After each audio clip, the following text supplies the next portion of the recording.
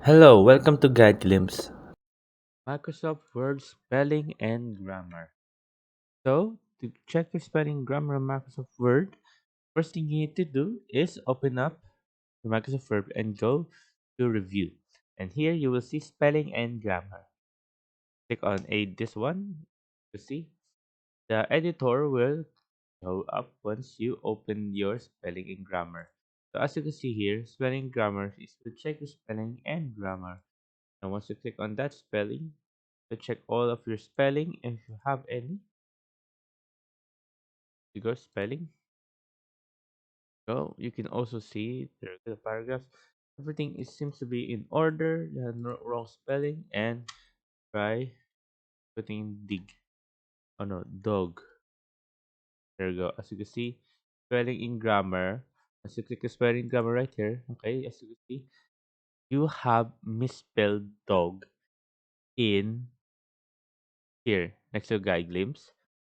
As you can see, here are all the available consider dog, canine follower, and here door, entrance gate, so no reference information.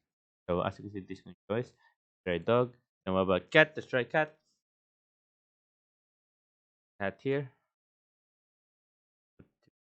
80. So see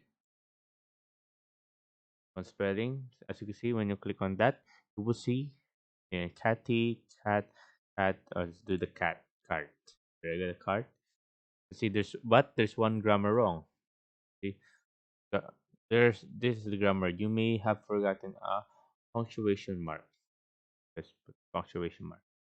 There you go, and we can check everything here. If everything seems to be correct, everything seems to be right. Put spelling grammar. As you see, everything seems to be right. Everything's good, and there you go. That's how you check the spelling in grammar. And a quick tip for you guys, or those who are doing this, you can also do the formal. You can also change it to professional writing. So as you can see, professional writing, this means it becomes more professional.